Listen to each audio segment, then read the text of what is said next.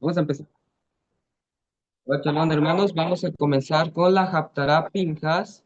Ayer estuvimos estudiando con nuestro hermano José Luis la porción de la Torá. Esta es la parte final que se toma de uno de los versículos de los profetas. Y esta Haftará abarca de Primera de Reyes, capítulo 18, versículo 46, al capítulo 19, versículo 21.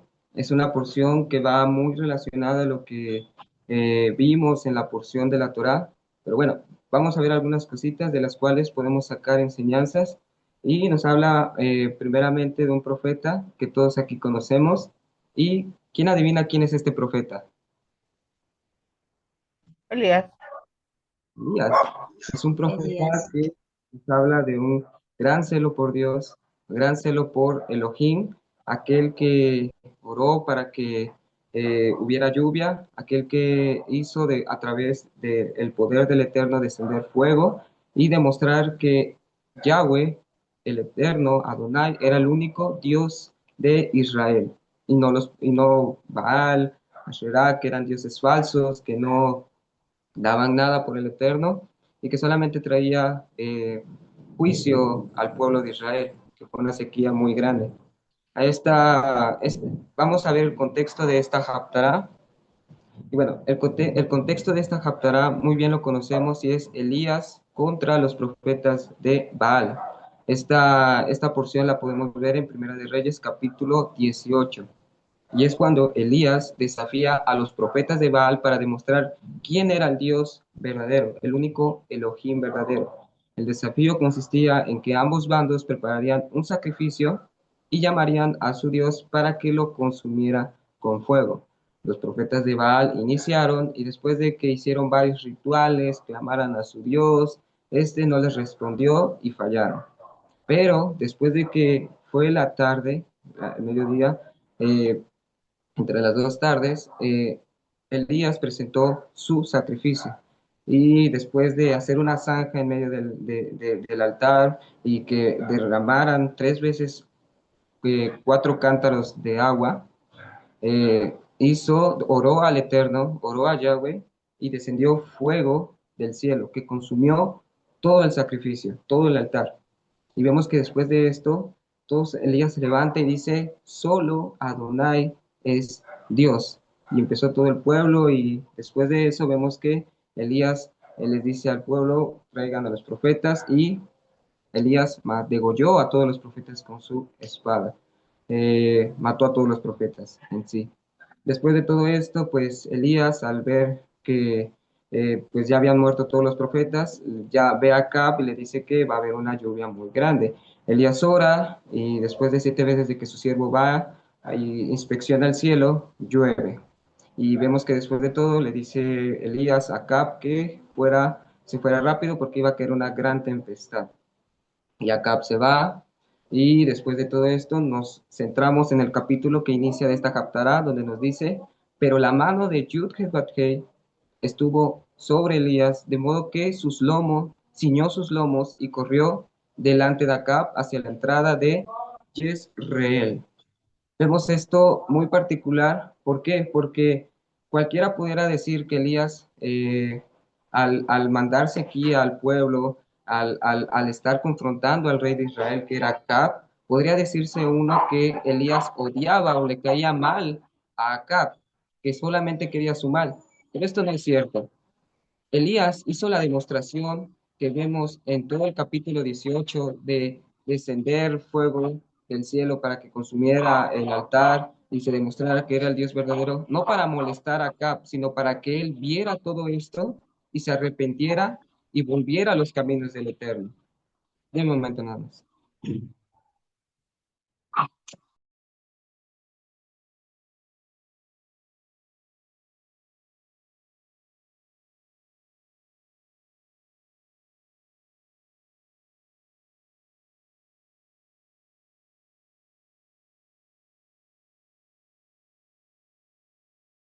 Que entonces después de todo esto, Elías va con Acab y lo lleva, digamos, como custodiándolo, guardándolo, protegiéndolo durante todo el camino.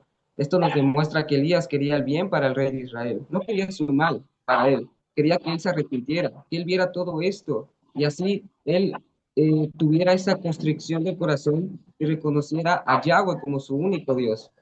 Pero vemos que después de todo esto, Acab va con Jezabel y le dice todo acerca de todo lo que pasó en el Monte Carmelo. Y vamos al siguiente versículo, donde nos dice en Primera de Reyes, capítulo 19, versículo 1 al 3. Acab informó a Jezabel todo lo que había hecho Elías y cómo había matado a espada a todos los profetas. Entonces Jezabel envió un mensaje a Elías diciendo, así me hagan los dioses y aún me añadan, si mañana a esta hora no me he hecho tu vida como la vida de uno de ellos. Y él, Elías, tuvo temor y se levantó y huyó para salvar su vida y llegó a Beerseba, que es Judá, y allí dejó a su siervo. Podemos ver dos cosas en este capítulo. En primera, el comportamiento de Jezabel. Jezabel, después de que le habían dicho todo lo que ocurrió en el Monte Carmelo, cómo humillaron a sus dioses, cómo humillaron a Baal y a Asherá, Jezabel, aún después de todo esto, no se arrepintió.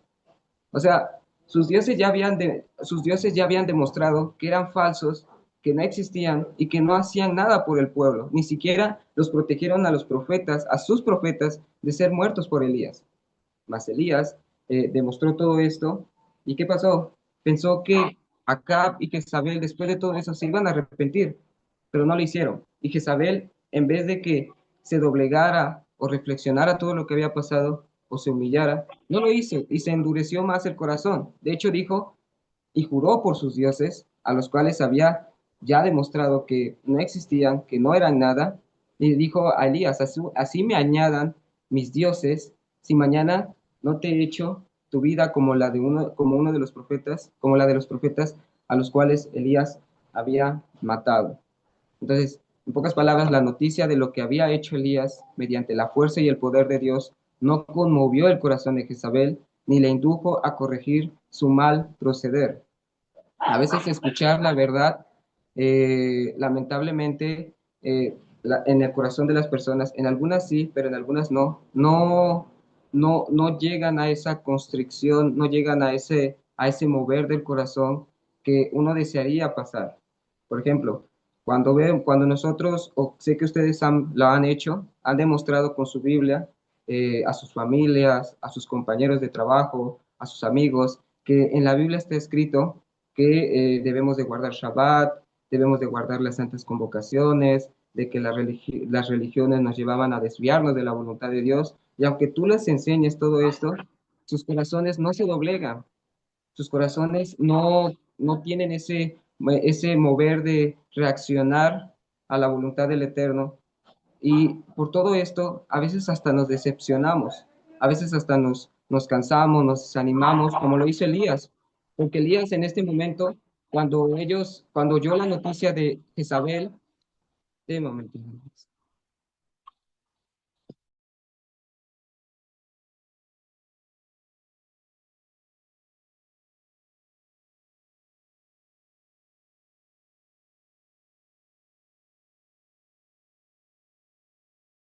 ahora sí ya estamos. Entonces, después de todo esto, a veces nos decepcionamos porque no cambian nuestros familiares y hacemos como Elías, nos vamos, o sea, huimos y no cumplimos y no seguimos con el propósito de seguir predicando. Entonces, ¿qué podemos ver aquí? Dos cosas. Que a veces escuchar la verdad no y demostrar que una verdad bíblica, una verdad acerca de Dios a una persona, lamentablemente no significa que van a cambiar o van a doblegarse ante el Eterno. Nosotros tenemos el principal trabajo de sembrar la semilla a las personas, de sembrar la palabra del Eterno en el corazón de las personas, pero el único que la hace fructificar es el Eterno mismo. Él hace que los corazones se dobleguen.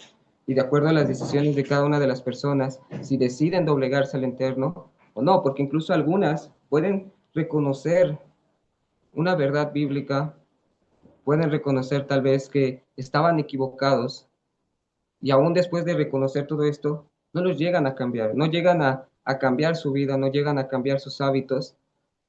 Y todo esto es de acuerdo a un proceder del corazón, si se arrepiente uno o no. Nosotros, por gracia de Dios, por la gracia del Eterno, es que pudimos llegar a este lugar.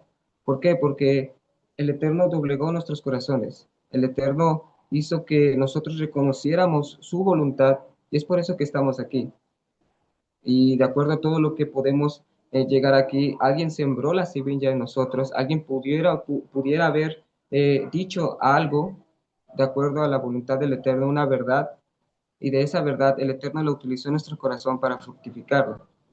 Entonces, otra cosa que podemos ver aquí, que Jezabel en sus palabras dijo, así me hagan los dioses, y aún me añado. Podemos hablar, ¿cuáles dioses está hablando? Aquellos dioses de Baal y Asherah, de las cuales los decepcionaron y demostraron que no eran dioses. O sea, estaba poniendo su confianza en algo que estaba vacío, que algo que no le servía a ella, algo que no contendía ni estaba ni hacía el trabajo de poder defender a sus propios profetas. O sea, aquellos dioses que en vez de darles poder, en vez de darle positivamente una vida, les traía maldición. De hecho, los dejaron, los decepcionaron en sí. Y esto podemos aprender que esta mujer, Jezabel, se estaba aferrando a lo que no le ayudaba, aferrando a lo que, pues lamentablemente, pues era decepción, no tenía propósito. Y así podemos verlo, tal vez no nosotros, de una manera en que nos aferremos a unos dioses, porque ya no se puede ver de esta manera, pero sí aferrarse al ego que nos, en vez de traernos un bien, nos trae destrucción. ¿Por qué? Porque hace de nuestra vida, no ve la realidad y nos creemos, y se cree, el egoísmo se ve como algo superficial, algo que se exalta, pero que al final es humillado. Vemos aquí Jezabel que exaltaba a sus dioses, pero ¿qué pasaron? Fueron humillados por el Dios de Israel. Entonces, no debemos aferrarnos a lo que no nos ayuda. Por ejemplo, yo he visto, visto personas que incluso se aferran a vicios, esos vicios que los pueden traer a una mala vida, pero se aferran a ellos porque piensan que están bien. Vicios como el alcohol, como las drogas, esos vicios, en vez de traerle un bien a la persona, les trae un mal peor. O incluso aferrarse a una relación que no les va a llevar a nada bueno. Que incluso después de insistir en buscar ayuda para estar bien, no se rinden, no se siguen aferrando a su mala conducta. Entonces, ¿qué nos enseña todo esto? En que en las palabras de Jezabel, en aferrarse a lo que no existe, a lo que falla, en que nosotros no debemos aferrarnos a lo que no nos va a ayudar a seguir los caminos del Eterno, en lo que no nos va a ayudar a mejorar en nuestra vida, a crecer espiritualmente. Tenemos que aferrarnos siempre a lo que es correcto, a lo que es verdadero, a ser firmes en lo que es la palabra del Eterno, pero no a las cosas que son del mundo, porque el mundo pasa, pero la palabra del Eterno no. El mundo está dominado por Satanás, pero el Eterno quiere nuestro bien, pero podemos verlo de esta manera en que no sé si han visto un video donde un hombre ciclista va y lamentablemente se cae en un barranco. Ese bicicletero casi estaba a punto de caer a la colina y tenía de dos, o salir solo y soltar la bicicleta para así salvar su vida, o tratar de subir al monte para salvar su vida, pero con la bicicleta, pero con la probabilidad de que este hombre pudiera morir en el intento. Así que en todo esto debemos de procurar soltar esa bicicleta para no caernos al vacío, porque esa bicicleta es como una carga para el hombre. El aferrarse a algo que pudiera llevarlo a su propia muerte es un gran error del hombre. Hemos de tener la reflexión de pensar y ver qué es lo que está aferrando a nuestra vida, que nos está haciendo daño, qué es lo que nos está deteniendo en no ver la gloria del Eterno, porque si en este momento Jezabel hubiera ya no aferradose a sus dioses y decir, bueno, el Dios de Israel ya demostró que era, él es único, que no hay Dios como Él, hubiera visto la gloria de Dios, hubiera visto la gloria del Eterno. Y en ese momento que Isabel hubiera manifestado todas las obras del Eterno, hubiera conocido al verdadero Dios. Y conocer al verdadero Dios es glorioso, es algo bueno, pero por seguir aferrándose a esos dioses falsos, nunca llegó al verdadero conocimiento de Dios, nunca llegó a conocer el verdadero conocimiento de la verdad. Entonces, para poder conocer algo glorioso de parte del Eterno, hay que soltar algo que nos está haciendo daño, que nos está lastimando, que nos está deteniendo para no avanzar. Dios quiere que avancemos, pero para ello tenemos que descargarnos de soltar esas cargas que nos están lastimando, que no nos está, que en vez de traernos algo bueno, nos está cegando a una realidad. Entonces, debemos de aprender todo esto. Ahora, algo que podemos ver aquí, ayer que nos decía el hermanito José Luis acerca del celo que tenía Elías, el celo humano, porque vemos que en Pinjas tenía un celo por Dios, dedicado a las cosas de Dios, pero Elías tenía un celo que, aunque sí era de parte de Dios, pero estaba enojado, estaba airado, y de esta manera lo podemos ver porque al escuchar que Jezabel no se arrepintió, eh, él cayó en un estado de depresión. De hecho, nos dice que después de que llegó al desierto, él quiso de morir. Él dijo, Señor, quítame la vida, porque no soy mejor que mis padres. Y en todo eso se puede manifestar que Elías estaba enojado. ¿Por qué? Porque es como decir, espera, yo demostré que el Eterno era el verdadero Dios, hice todas estas cosas, descendió fuego del cielo, pero nada sirvió, nada sirvió. Jezabel no se arrepintió.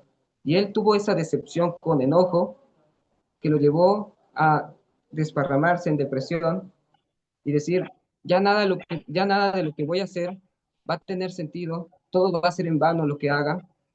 Entonces, este celo lo podemos ver como algo de enojo, de que si algo no me salió bien, significa que ya me voy a retirar porque pues ya nada funciona.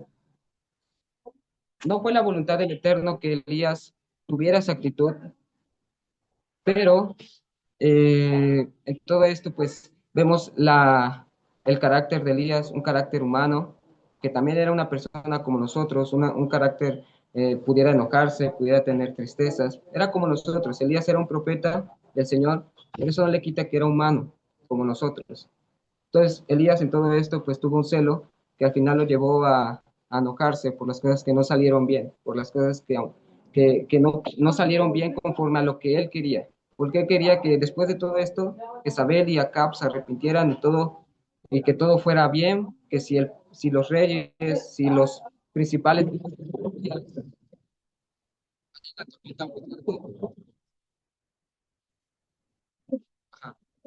Entonces, en todo esto vemos de momento.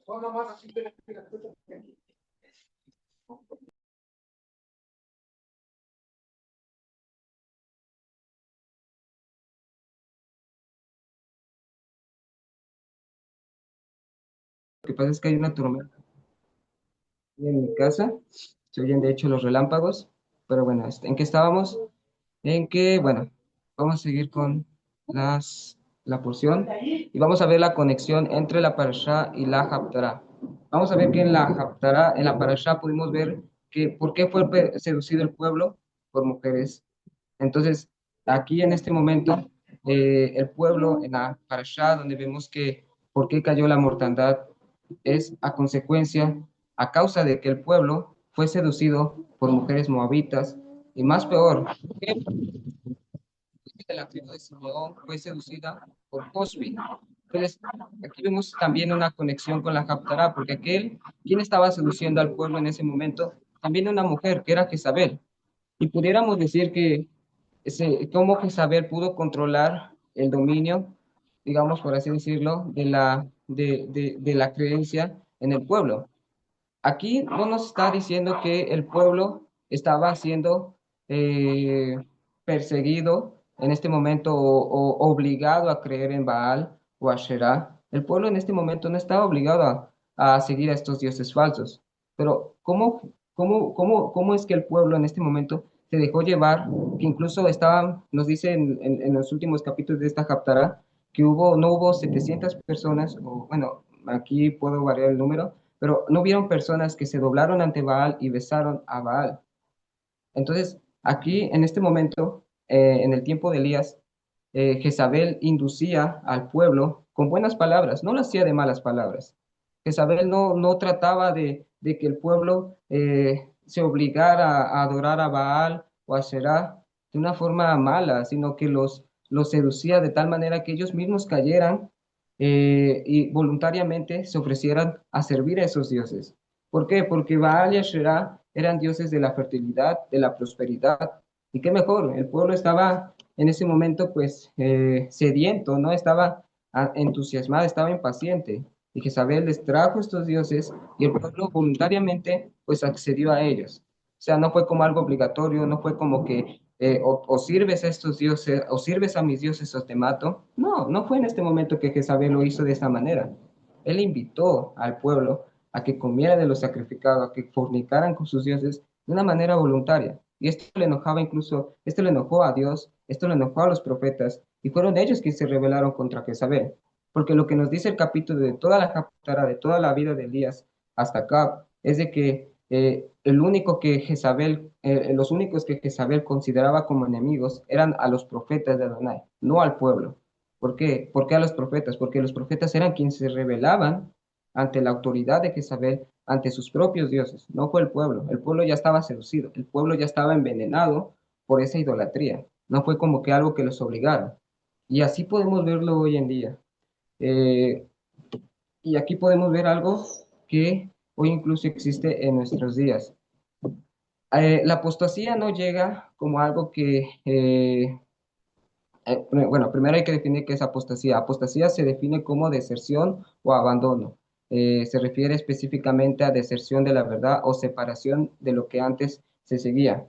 Pero algo muy importante que podemos ver a la apostasía es que no va a llegar de una manera en que va a ser de manera obligatoria, en que las personas se vayan tras otra creencia, porque, bueno, siempre ha habido persecuciones, pero la verdadera apostasía viene desde el pueblo, desde un pueblo que decide separarse de su Dios voluntariamente y que induce a otras personas también a hacerlo a través de hechicerías o palabras que entusiasman a las personas, que los engañan, o sea, verdades engañosas, si podemos decirlo así, porque lo podemos ver incluso en la porción de la Torá. Aquí en la porción nos dice que estas mujeres moabitas invitaron al pueblo. No dice que los obligaron, dicen que los invitaron a comer de los sacrificados a sus ídolos. Déjenme buscar aquí. Nos dice en la porción de esta cámara, dice que ellas incitaron al pueblo para ofrecer sacrificios a sus dioses.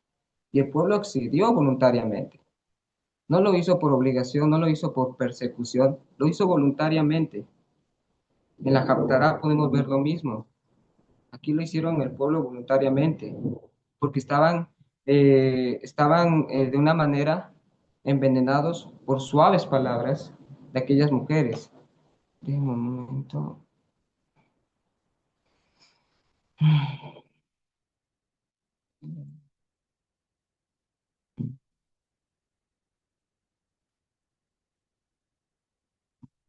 Lo quiero.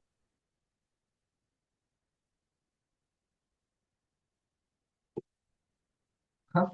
Entonces, ¿qué es lo que podemos ver otra cosa aquí, a causa de la apostasía? Que los hombres israelitas en el tiempo de Pinhas, en la porción en la que vemos, no fue de una manera en que el pueblo vio a las mujeres tan despectivamente o tan malo, por así decirlo. No vieron en las mujeres algo que peligroso en ellas, o sea, en apariencia.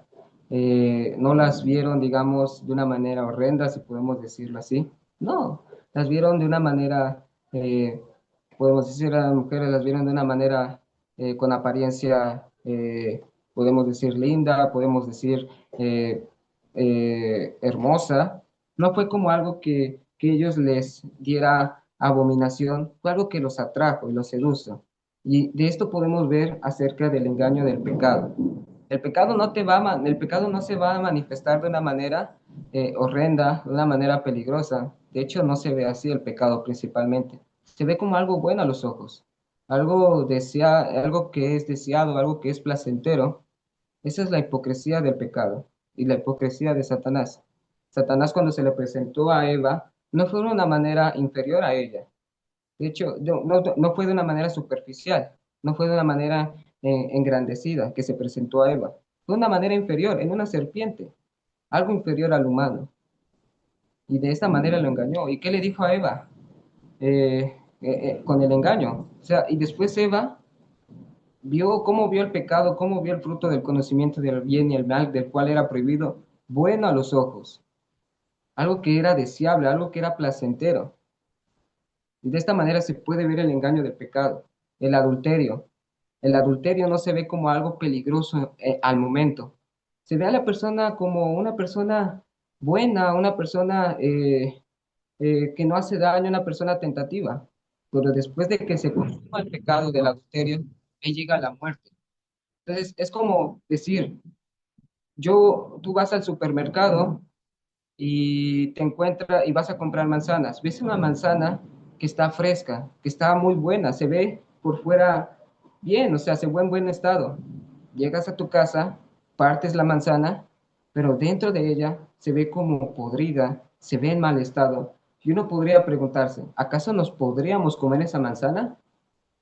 No, ¿por qué? Porque nos haría daño esa manzana, nos afectaría a nuestra salud. Y de esta manera podemos ver el pecado.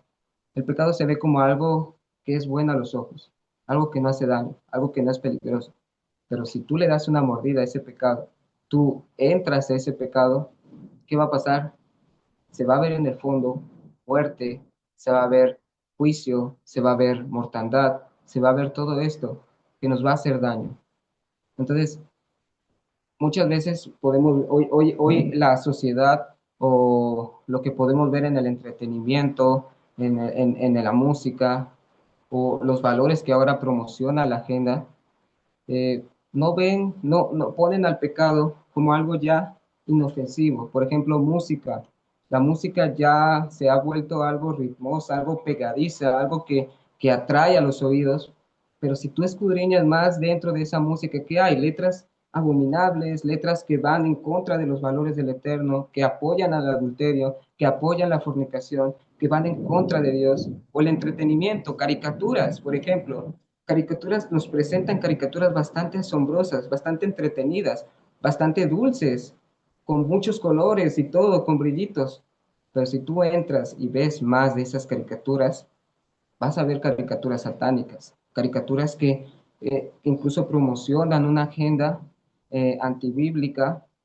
No sé si han visto aquellas caricaturas que incluso le dan más a valor a Satanás, a lo que hizo Satanás, más que a Dios, o incluso a películas, caricaturas que podemos ver a mujeres besándose, como Buzz Lightyear, algo así que podemos ver en esa película. Uno pudiera decir, es inofensivo todo esto, pero cuando tú ves todos esos contenidos, estás apoyando esa agenda, estás apoyando lo que pues, Satanás ofrece. No se ve en el fondo, por fuera de inofensivo, se ve algo dulce, pero dentro de ella se ve algo que puede afectar tu relación con el Eterno. O en Navidad podemos decir otro ejemplo. Uno puede decir, Navidad es un día de festejo, un día de celebración, todo felicidad, cantando, pero ¿qué pasa? Cuando tú te metes a comer en esa cena de Navidad, estás comiendo sacrificado a los ídolos. Ya vimos que las comidas son algo, cuando tú te incluyes en esas comidas, es algo muy peligroso si es de acuerdo a algo que está en contra del Eterno. Ya lo vimos aquí, qué le dice, cómo incitaron a las mujeres al pueblo a comer? Dice, dice, para ofrecerle sacrificios a sus dioses, y que dice, comió el pueblo y se prosternó a sus dioses. Entonces, cuando nosotros nos metemos a esas mesas donde se da valor, por ejemplo, a los cumpleaños, a Navidad, a San Valentín, a Año Nuevo, a todas estas cosas que son en verdad satánicas, porque no adoran al Señor, adoran a un Dios falso, adoran a Saturno, adoran al solsticio, a todas estas cosas. Entonces hay que cuidar mucho cómo nos mezclamos entre las personas, de qué manera es nuestra interacción con las personas. Claro que no nos vamos a ir de este mundo, porque para alejarnos de todas estas cosas tenemos que quitarnos de este mundo, pero sí nos podemos alejar. Por eso es que la palabra nos dice que seamos santos, que seamos apartados de todas esas cosas que podrían contaminar nuestro corazón, que puedan contaminar nuestro testimonio, nuestra conducta. Entonces, no caigamos en estas cosas. Ahora, otra cosa que podemos ver que hay juicio tanto en nuestra Haftará como en nuestra Parashá. Cuando el pueblo empieza a fornicar, ¿qué pasa en la Parashá? Hay mortandad. De hecho, nos dice que murieron varias personas. Igual en nuestra Haftará, ¿qué dice? Que hubo sequía. Después de que el rey Acab se casó con Jezabel y después el Jezabel indujo a todo el pueblo, ¿qué pasó? Elías dijo que habría sequía 3 años y medio y hubo sequía. Entonces, en todo esto, por la transgresión, hay un juicio. Y esto nos demuestra una verdad bíblica donde nos dice que la paga del pecado es muerte. Nosotros mismos conseguimos la muerte al pecar en contra de los mandamientos de Dios, de la ley de Dios. Entonces, hay juicio. Nosotros no esperemos que si pecamos no nos va a pasar nada. ¿Por qué? Porque Dios no puede pasar por alto nuestros pecados. Él, él es justo. Si vemos a un juez terrenal, cómo va a enjuiciar a un hombre que cometió un robo de banco y asesinó, ¿y qué va a pasar con ese hombre? Pues lo van a condenar a pena perpetua. ¿Por qué? Porque mató y robó. Pero ¿qué pasa? El hombre dice, bueno, señor, yo hice estas buenas obras ayer, le di de comer a mi abuelita, le di de comer a los perros de la calle, a los perros hambrientos. ¿Qué le va a decir el juez? Oye, no te voy a juzgar por lo que hiciste ayer o lo que creíste que era bueno, te voy a juzgar por los delitos que tú cometiste. Entonces, no tratemos de engañar a Dios diciendo tapar nuestro pecado con buenas acciones que surjan de nuestro corazón, porque el pecado ahí está. Hemos cometido un pecado, no podemos taparlo con nada. Entonces, en todo esto, pues no debemos de burlarnos de Dios, debemos temer a Dios en todo y ser celosos. Y la otro punto que podemos tocar es que después de todo el juicio que hay, se levantan hombres con un gran celo por Dios y ejecutan el pecado y terminan la mortandad. Este es Finés, que es Pincás, y Elías, que es el profeta que estamos hablando hoy. Ayer algo que nos decía el hermanito José Luis, que Pincas actuó de una manera justa, de una manera que fue el celo conforme a Dios, conforme al Eterno, que pasó, ejecutó el pecado rápidamente. Entonces, algo que me interesó y me gustó mucho de lo que dijo mi hermanito José Luis es que nosotros debemos de ser igual, ser rápidos en desechar el pecado, en abstenernos del pecado, tener un gran celo. Igual tener un gran celo por todos nosotros, tener celo por nuestro testimonio. ¿De qué manera me estoy manifestando al mundo? Si estoy siendo luz delante de las naciones, en medio de las personas, delante de mis amigos, delante de mis compañeros de trabajo, delante de mis hermanos. ¿Cómo estoy siendo? ¿Estoy siendo celoso con mi mismo testimonio? ¿Estoy predicando y al mismo tiempo actuando? Eh, Estoy cumpliendo todo lo que digo, porque aquella persona que dice hablar de Dios, pero lleva una vida desenfrenada, lleva una vida que en desobediencia, es considerado un hipócrita o un fariseo, porque ¿qué les decía Yeshua? Hipócritas. ¿Por qué? Porque eran sepulcros blanqueados. Tenían forma, hablaban con piedad y todo, pero ¿qué? Su testimonio era falso. Entonces tenemos que tener un gran celo por nuestro testimonio, que lo que predicamos y así predicamos, practicamos en nuestra vida, hacemos todo lo que decimos, porque primeramente, ¿a quién debemos de temer? A Dios, Él nos juzgará. Y más que nosotros se nos ha dado más, ¿de qué manera nos va a recibir de las otras si desobedecemos a sus mandamientos? Entonces, en todo esto, quisiera recalcar que tenemos que tener cuidado con el pecado. Satanás se disfraza como ángel de luz. Él no se va a manifestar como es, de una forma maligna, de una forma espantosa. Él se va a manifestar de una manera inofensiva, dulce. No se va a presentar en su totalidad. Entonces, En todo esto, pues hay que tener celo por nuestro testimonio.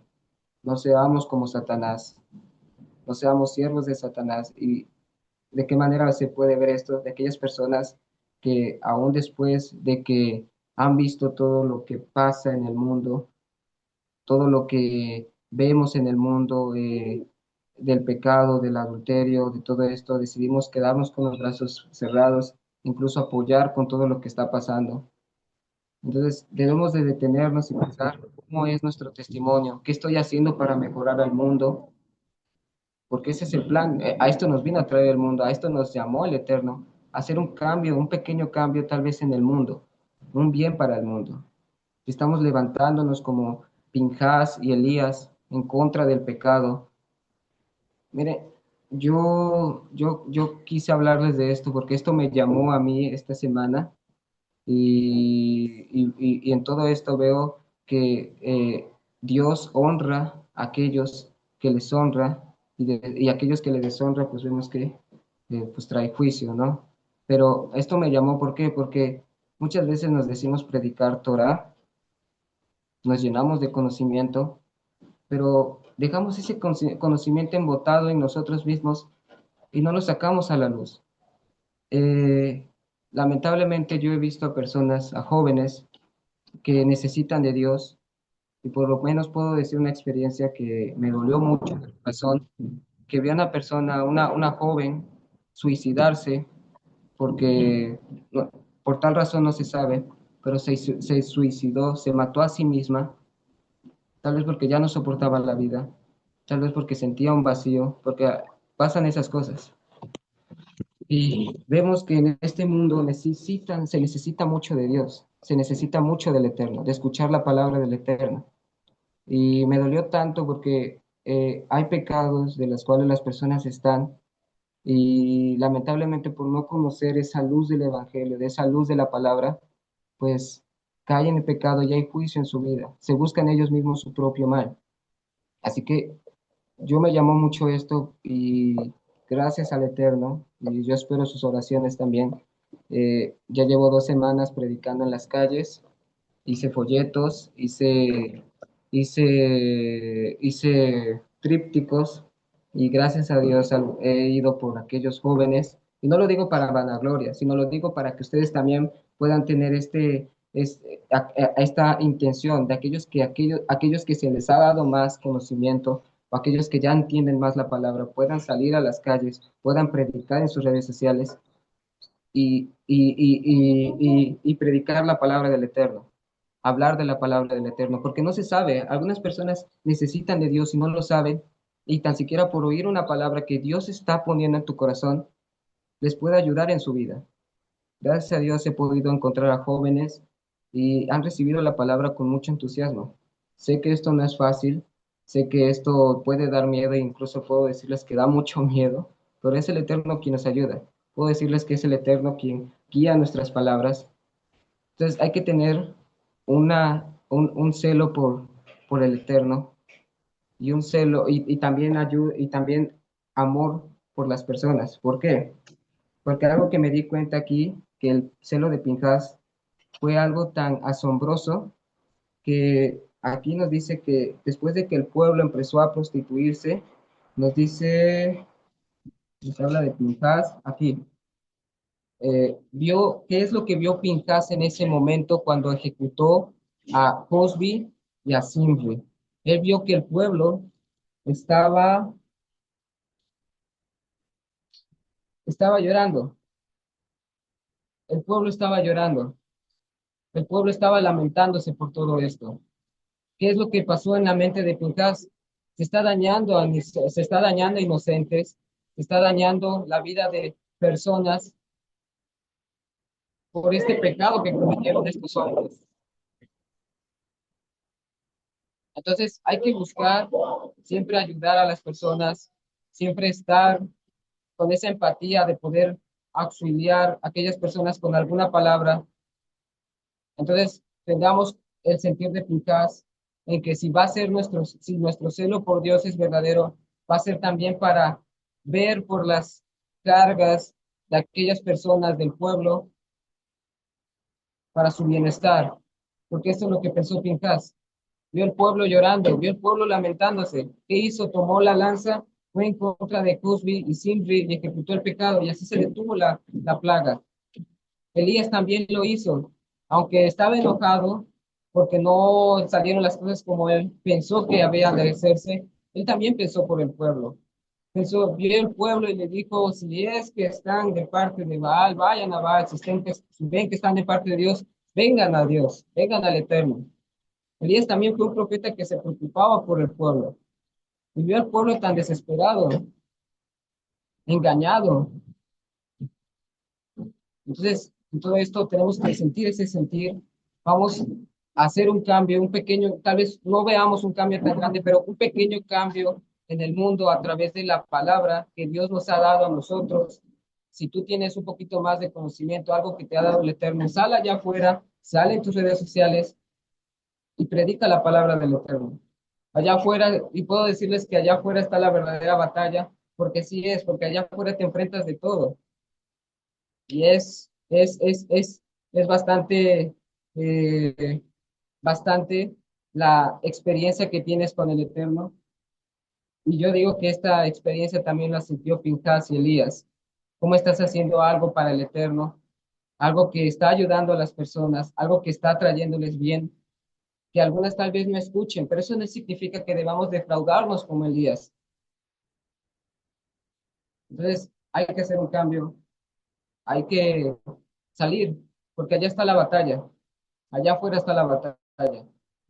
Aquí, pues, podemos decir que vamos aprendiendo, y está bien, pero esto se debe de salir allá afuera, se debe de meter, se debe de inculcar a las personas para que conozcan del Dios verdadero. Amén. Entonces, vamos con el último, con la cueva de Oreb. Ya dijimos porque estaba triste, enojado Elías, porque no salieron las cosas como él pensó, pensó que Jezabel y Acab iban a arrepentirse, pensó que después de que si se arrepentía Acab y Jezabel, pues también el pueblo se iba a arrepentir. ¿Por qué? Porque el pueblo es reflejo de los líderes, el pueblo es reflejo de aquellos que dirigen al pueblo, de los jefes, de los reyes. Entonces él pensó, si estos se arrepienten, el pueblo también se va a arrepentir y todos bien, ya estamos bien con el Eterno. Pero no pasó eso, no pasó. Jezabel endureció su corazón, incluso dijo que iba a matar a Elías. Pero Elías, pues ¿qué dijo? Elías estaba en una etapa de depresión tan grande, porque si tuvo miedo de que Jezabel lo matara, después de llegar al desierto, ¿qué dijo? Mátame, Señor. sea, no, o sea, no se quería morir o sí se quería morir. Y estaba como que en una idea, digamos, un poquito distorsionada. Por eso pasa a veces con la depresión. Y después de todo esto, pues vemos que Elías recibió la ayuda de Dios. El Eterno le mandó un ángel que lo sustentó con alimento para que fuera al desierto y caminó 40 días y 40 noches y fue a la cueva. Fue a la cueva que nos dice que fue la misma cueva que estuvo Moisés cuando se escondió en la roca de la peña, porque la gloria del Eterno iba a pasar. Y esta cueva, pues podemos verla en el monte Sinaí. De hecho, ahí hay videos con exposiciones acerca de cuál fue la cueva. Pueden verlo o investigarlo ustedes mismos. Cuál fue la verdadera cueva donde se posó Elías o donde estuvo Moisés. Y en todo esto, pues vemos que el Eterno trata con cada uno de sus siervos diferente. ¿Por qué? Porque a Moisés le dice, escóndete bajo la peña, escóndete en la cueva para que pase mi gloria y no mueras. Pero, ¿qué vemos aquí? Que le dice a Elías, sal afuera. O sea, Moisés le dijo, métete y escóndete, y a Elías le dijo, sal afuera. ¿Por qué? Porque Elías estaba en un momento depresivo, en un momento angustiante, en un momento tan mal. Estaba muy triste, muy enojado, no sabía controlar sus emociones, tenía que ser redirigido.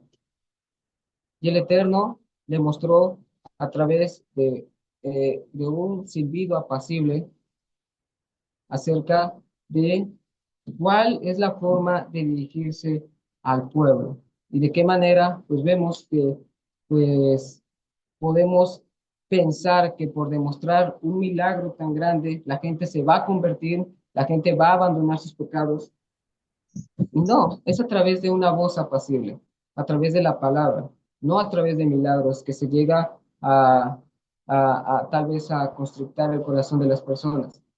Pero en todo esto vemos que la cueva fue como un lugar de reflexión para Elías, un momento donde él pudo estar solo, él pudo reflexionar, él pudo estar quieto un momento, pero no significa que porque esa cueva fue un pequeño lugar temporal donde Elías se pudiera estar, no significa que iba a ser permanente, no significa que Elías ya te vas a quedar ahí porque, pues bueno, no puedes controlar tus emociones, no puedes controlar tus acciones, pues quédate ahí. No, el Eterno le dijo a Elías, sal afuera y verás mi gloria, no como tú piensas, sino como es. Y en todo esto, pues vemos que el sufrimiento no es la parada final a nuestra vida, solo es pasajera. Dios nos invita a salir de la cueva del descanso para escuchar su voz y restaurarnos. Vemos que, pues, la actitud de Elías antes de que el Eterno se reflejara a través de todas estas cosas, la actitud de Elías era bastante agitada, bastante motivada, bastante imperativa, enojada, triste. Pero después de que salió de esa cueva y vio las demostraciones, ¿qué pasó? El Eterno lo restauró. Antes vemos a un Elías que quería morirse, ahora vemos a un Elías que ya tiene un propósito. Tiene que ungir al rey de Aram, tiene que ungir al rey, el nuevo rey de Israel, tiene que ungir a Eliseo. Ya tiene un propósito Elías, ya tiene una misión nueva de parte del Eterno. Cuando él pensaba que pues ya iba a quedar todo ahí, ya no hay nada que hacer, ya no hay nada que hacer por el pueblo, pero el Eterno dice, bueno, mira, no, así no es como tú piensas. Yo aquí te pongo una misión. Esto es pasajero. Esto no es como tú pensabas. Esto es de acuerdo a mis tiempos, de acuerdo a mi voluntad. Tú piensas que eres el único profeta que está firme. No, hay muchos profetas que no se han doblegado ante Baal, ni lo han besado. El Eterno trató de hablar y dialogar con Elías para restaurarlo y lo restauró. Salió de esa cueva más fuerte, salió de esa cueva restaurado. Y eso es lo que quiere el Eterno con nosotros. El Eterno quiere restaurarnos. Si estás en un momento de tristeza, si estás en un momento de angustia, no significa que eso será la última etapa de tu vida, porque ya acabó todo. No, el Eterno quiere hablar a tu corazón, quiere hablar a tu mente para que sepas que Él está contigo, para que sepas que Él no te ha dejado, que no te ha abandonado y que las cosas no son como uno quiere, sino son como el Eterno las manda. El Eterno nunca le ordenó a Elías que se fuera al desierto. Esa no fue la voluntad del Eterno, pero así accionó Elías. Otra cosa que vemos que el Eterno no avergonzó a Elías, ni lo recriminó, ni lo condenó. Eso no hizo el Eterno con Elías. Él le demostró, él demostró su poder a través de un viento apacible, a través de roca. Vemos que nos dice el pasaje que pasó un grande y poderoso viento que destrozaba las montañas y rompía las peñas delante de Adonai, pero Adonai no estaba en el viento. Después del viento hubo un terremoto, pero Adonai no estaba en el terremoto. Y nos dice después que, después de que Adonai no estaba en el viento, pasó un fuego, pero Adonai no estaba en el fuego. Y después del fuego, un silbo apacible y delicado. Y es ahí cuando Elías escuchó la voz del Eterno. Escuchó que ahí estaba el Eterno. El Eterno no se encuentra solamente en momentos agitados, porque ¿qué pasó? Vemos que el fuego, los terremotos, los vientos pasaron en el monte Sinaí cuando se manifestó al pueblo. Vemos que ahí se manifestó el Eterno. Ahí sí se manifestó con fuego, con terremotos y viento, pero aquí no, aquí se le manifestó a Elías de una manera diferente. Por eso decimos, aquí el Eterno trata de una manera en que sabe lo que hay en el corazón de cada uno de sus siervos. Él sabe si uno está pasando alegría, sabe de qué manera tratarlos, si está pasando con aflicción, no va a llegar con cosas que nos van a lastimar más. No, él sabe tratar de acuerdo al corazón de cada uno de sus siervos. Él conoce la sensibilidad de cada uno de aquellos que creen en él y le escuchan. Entonces, ¿quién mejor que el Eterno para demostrarnos que Él es el único en el cual podemos encontrar refugio? Porque otra cosa que podemos ver es que el Eterno, pues vemos que en el monte Sinaí sí se manifestó de una manera grande, sí se manifestó con todas estas expresiones de la cual vio Elías, pero que en ese momento no estaba, y ahora aquí se manifiesta de una manera suave, de una manera apacible. ¿Y qué pasó con Yeshua? Yeshua es ese viento, digo, Yeshua es ese apacible y delicado silbo. Si en el monte Sinaí Dios se manifestó de una manera asombrosa, eh, bastante grande, que el pueblo temió, bueno, pues ahora tememos, el pueblo estaba temeroso en ese momento, ahora se va a manifestar ahora con Yeshua de una manera apacible y delicada, a través de misericordia, a través de justicia. Porque ¿qué dijo Yeshua? No vine a condenar, vine a salvar a aquellos que estaban perdidos. Entonces, vengamos a la gracia de Dios. Algo que nosotros debemos de saber es que no merecemos todas las cosas que el Eterno nos ha dado, la salvación por lo menos, debemos de seguir en ella, pero es algo que no merecemos, que no llegaríamos a eso. Entonces, esta ha sido la porción de la Haftarah. Espero que haya sido de bendición. Shabbat Shalom.